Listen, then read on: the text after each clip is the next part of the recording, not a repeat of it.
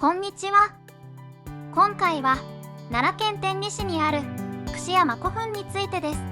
櫛山古墳は双方中円墳という珍しい形の古墳と考えられています。まず双方中円墳とはどんな形の古墳か、その上で櫛山古墳の概要について、さらに本当に櫛山古墳は双方中円墳なのか、今回はここに重点を置きました。最後に空撮動画をお届けする構成で楽しくレポートいたします。まず最初に双方中円墳について、古墳の形としてはすごく珍しく、全国で数例しか見つかっていません。この墳形がどのようにできたかはまだまだわからない点がありますが、古墳の名前として円墳に方墳がついたものが前方後円墳、ここにもう一つ方墳がくっつくと前後がわからなくなるため、両側に方墳があるということで双方中円墳という名前がついています。有名なものでは弥生時代となりますが、岡山県倉敷市にある伊達地区墳丘墓がこの形を最も早く採用した事例として知られています。また最近では福岡県浮橋で西の城古墳が双方中円墳である事実が判明しました。今回は許可をいただき、西の城古墳の古墳カードのデータを動画内に掲載させていただきました。その他では複数類が見られる香川県高松市にある岩瀬尾山古墳群が有名です。この古墳群には猫塚古墳をはじめとした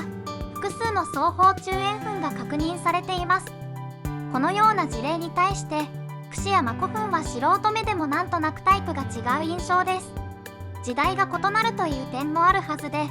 どこが違和感かを追求していきたいと思いますが、その前に簡単に櫛山古墳がどんな古墳かを確認しましょう。櫛山古墳は柳本古墳群に位置し、崇神天皇陵に置上されている安曇山古墳の東にあります。山辺の道が安曇山古墳と櫛山古墳の間を通ります。墳長は155メートル、築造は4世紀末と考えられています。柳本古墳群の中では新しい古墳といえます。被葬者は不明です。安曇山古墳とは時代が違うため、被葬者を推測するのは難しそうです。出土品では作型埴輪というものが出土していて、橿原考古学研究所附属博物館に展示されているので要チェックです。次に櫛山古墳が双方中円墳なのかについて、上空から見ると木がうっそうと茂っていて、前方後円形は想像できそうですが、双方中円墳というもう一方にも方墳部が伸びている形はイメージしづらい感じです。もう少し見る方法がないかと調べていると、大手前大学史学研究所と天理市教育委員会の研究で櫛山古墳を 3D 画像として公開されているものがありましたので、空撮画像と組み合わせてみました。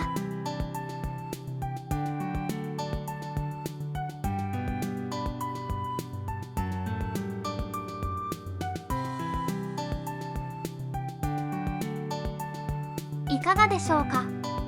古墳の形状のイメージがつきやすくなったと思います。こうやって見ると双方中円墳どころか前方後円墳に作り出しがついた状態と考えるにしても、そもそもの後円部の形がいびつに見えます。なんだか窮屈で、丘陵を利用して古墳を築造した際に奥行きが取れなかったのでしょうか。潰れてキノコのような形になっています。さらに櫛山古墳の築造規格についての論文がありましたのでご紹介します。現在レーザー測量プロジェクトで考古学の発展に活躍されている柴原氏の2020年の論文から築造の設計図です。論文では設計は前方後円墳とされていました。柴原氏の設計図と空撮画像を組み合わせて外形だけを残してみます。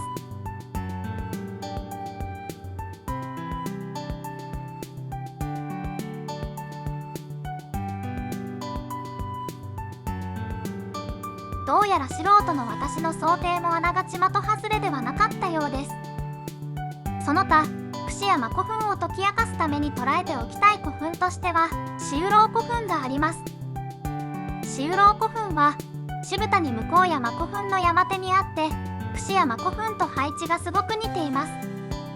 また四雨楼古墳と渋谷向こう山古墳の間には宝墳があり、この宝墳を一つの古墳ではなく作り出し機能であったと考えるなら櫛や真古墳と同じ埋葬思想と考えられる可能性があります。最後にもう一つだけ押さえておきたい古墳のご紹介です。天理市内ですが少し離れ真西の拠点だったと考えられている場所にある赤土山古墳です。この古墳にも作り出しが双方中円状にあって無視はできないと思っています。築造時期的にも櫛や真古墳と無関係ではなさそうです。それでは大変お待たせしました。最後に櫛や真古墳の空撮動画をご覧ください。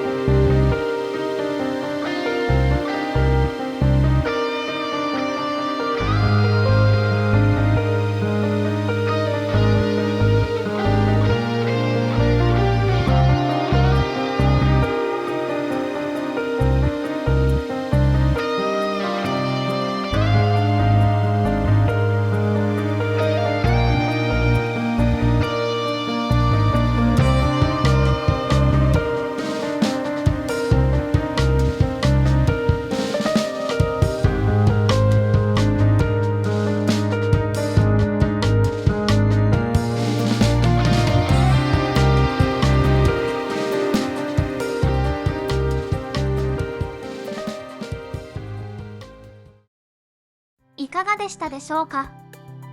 櫛や真古墳は特徴的な形で話題になってもあまりメジャーな古墳ではありません。しかし謎がまだまだ残っていて、動画内でご紹介した四雨楼古墳との関係、赤土山古墳との関係、この辺りを含めて楽しめる要素がたくさんあります。ご視聴